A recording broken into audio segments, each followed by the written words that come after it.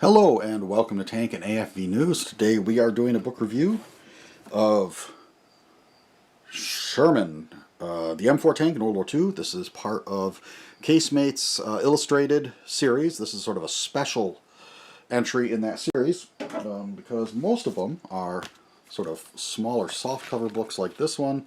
This one is quite a bit, it's a larger hardcover, so a little more substantial than most of the entries in this series. And I sort of been looking forward to this one, partly because I was a little skeptical, because the Sherman has been covered so much in other books. And I went through my collection and pulled all the books I have that specifically deal with just the Sherman. So not including books that are about U.S. World War II tanks in general, or or memoirs of people who served in Shermans, but books that are literally just about the Sherman tank, pretty much. And it's substantial. Lots been written. So I mean, going back to the 60s when Chamberlain and Ellis came out with this little volume. You had this one I've had since I was a kid. It's a hardcover, George Forty, who was the old curator of Bovington back in the day. You got Michael Green's had at least 2 softcover books on the Sherman.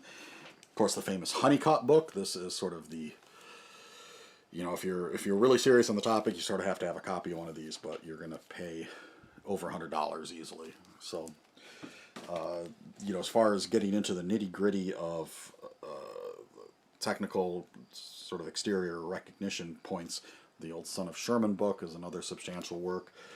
Of course, Stephen Zaloga's, he's done, numerous Osprey titles on the Sherman tank, plus his Armored Thunderbolt is I think one of the best works on the history of the Sherman. You've got the Haynes Manual, which is a nice sort of relatively inexpensive single volume. And then David Doyle, who's been doing these. So Sherman Tank Volume 1 and 2, and he's got more coming, because I think there'll be at least 5 in the series.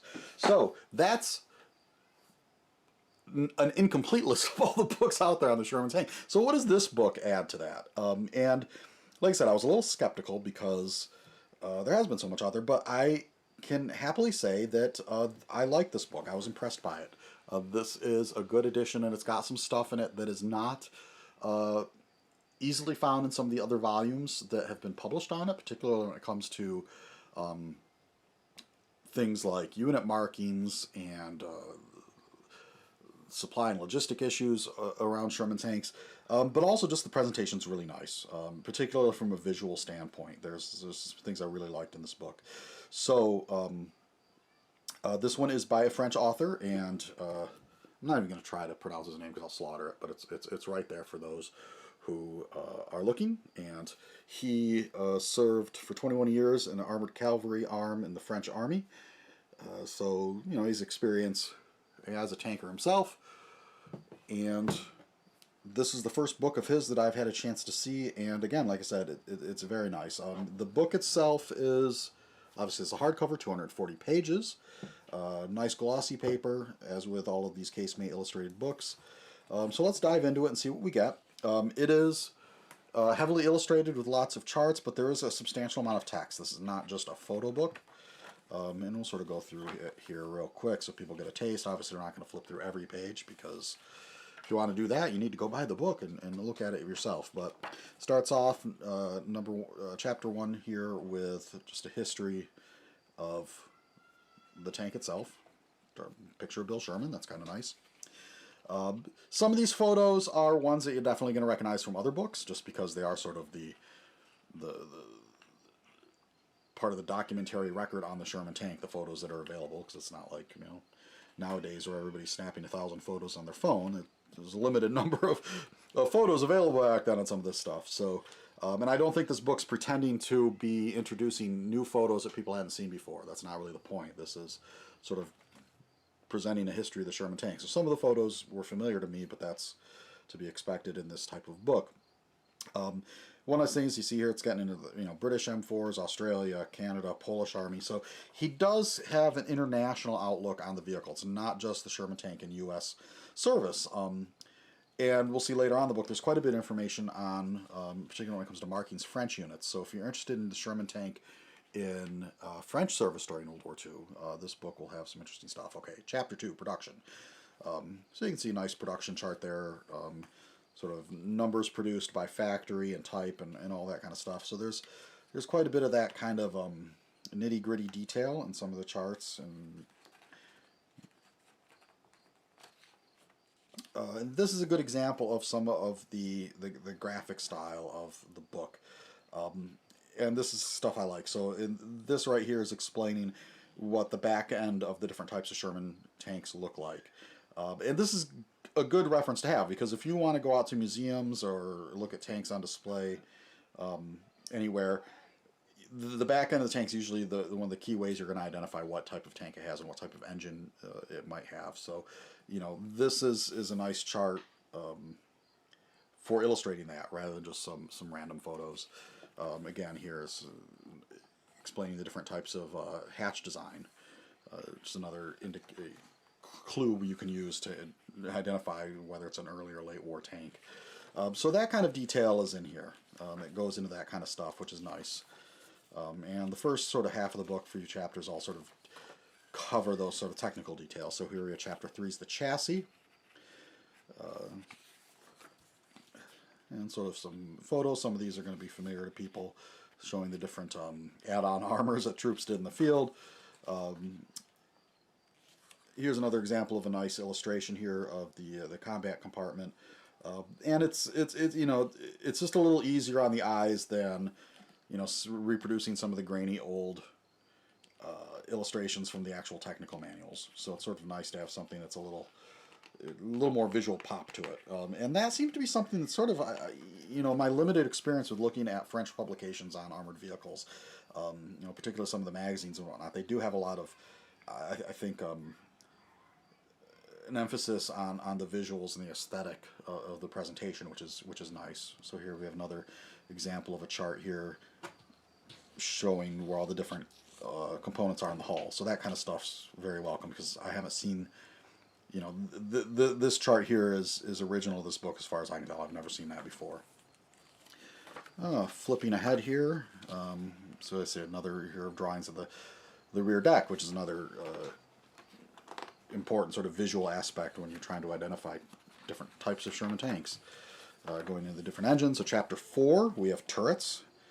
So going through the different hatch layouts on turrets. It's pretty self-explanatory, but you can see quite a bit of a few pages devoted to explain that. Number 5, armament and ammunition.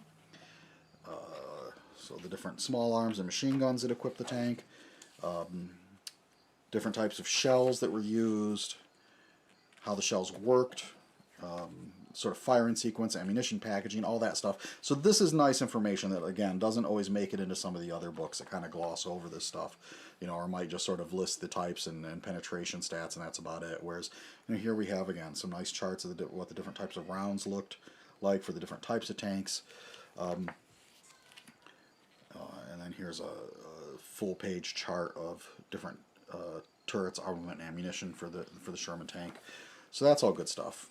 Chapter 6, Sherman crew, so information about the different crew positions and job responsibilities, that kind of thing. This page I really like. They went through the trouble of making these nice illustrations of the different dashboards in the driver's compartment. You know, usually when you see pictures of this, it's those old black and white reproductions from the old manuals. This is a lot nicer to look at, and everything's labeled, and it's a visually very pleasing to look at, and it expresses the information really well, I think. So again, that's the kind of stuff in this book that really impressed me, is these illustrations and images.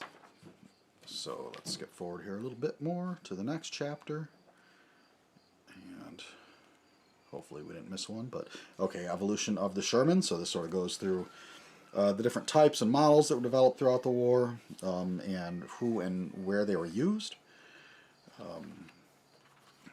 That's pretty self-explanatory. And then chapter 8, Sherman family.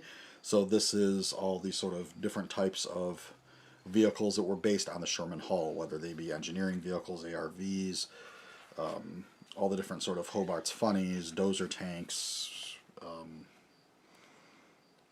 the hedgerow cutters, bocage country, mine clearers, all that kind of stuff. And of course, some of these photos, if like I said, if you looked at a lot of books on the Sherman tank, you're going to recognize these. But you know, it's those sort of the famous photos that are come out of the archives to a certain extent. Skipping ahead here so we don't get too bogged down. Next chapter. Of course, this is a famous and just fantastic photo of a firefly. Probably most of you have seen that before. Tank destroyers. Alright. Okay, Chapter 9, Logistics, Supply, and Backup. Now this I thought was rather interesting because in a lot of books on the Sherman tank, you know, they tend to focus on the technical aspects of the tank or the combat characteristics, and this kind of stuff, which is very important information, sometimes tends to get left out. So this is about, you know, how to repair, how to recover these vehicles, what the logistical and support units were made up of in terms of equipment and organization. And again, these nice charts, or this isn't a chart so much as a visual representation showing the different vehicles that were used. So again, not just like symbols and whatnot, but actual pictures. Just a little easier for the average person, I think, to sort of wrap their head around this stuff when you can see it expressed in that manner. And then Chapter 10 here, another chapter I thought was really valuable, markings and numberings. And again, not just U.S. units, but all the different countries that used them. So probably be very valuable for people who are making models of Sherman tanks and want to make sure they have the decals and the markings correct. So it starts with the U.S. stuff, but gets into Commonwealth and British units. Then you get like the Free French here and some of the different units, French units that use Sherman tanks. So this is, like I said, information you're not going to find easily somewhere else, and I thought that was sort of impressive. And we're getting some other countries, Russian and whatnot. Then, of course, Chapter 11 here, we get unit composition and organization, and of course, this here too, it's not just U.S., but information on some of other countries as well. So, Soviet tank organization there, British, Commonwealth, and of course, French. And that, okay, then here toward the end of the book we have Success of the Sherman, sort of going through some of the important battles that it fought in, as well as sort of some of the Shermans that exist now that have been restored and used at events and reenactments. And of course Sherman since 1945, so just, you know, last couple pages here on some of the post-war the use of the Sherman tank, primarily in the Middle East. And then that pretty much finishes the book up. And then in the back you have your standard glossary and a short bibliography, which is not quite as extensive as I'd hoped, but you know, one thing that's nice, it lists all the different websites, as there are more and more good websites out there that are documenting this sort of stuff. And of course, obviously, I think it's always better to rely on things like this, the archival information or books. But like I said, there are websites that have proven themselves as reliable sources of information. So that is Sherman, the Casemate Illustrated Special. The price on the back here, the U.S. price is $49.95, UK is $39.99. I'm sure you can probably find it for a little less if you go to some of your favorite online book vendors. So, you know, $50 is not cheap for a book, certainly, but I think for the amount of information you get in here, it's not, that's a fair price. Particularly if you just need one reference book on the Sherman, this one is going to fill that niche pretty darn well. Like I said, I was not sure what to expect when I got this, and was really pleasantly surprised. I think it, you know, particularly with the way that it's illustrated and the way the information's laid out, it really adds something to the library of books out there on the Sherman tank. So this one gets a thumbs up from us, and again, we thank Casemate for sending us this copy to look at. So I think that's all we got to say on this one, and we will catch you on the next one.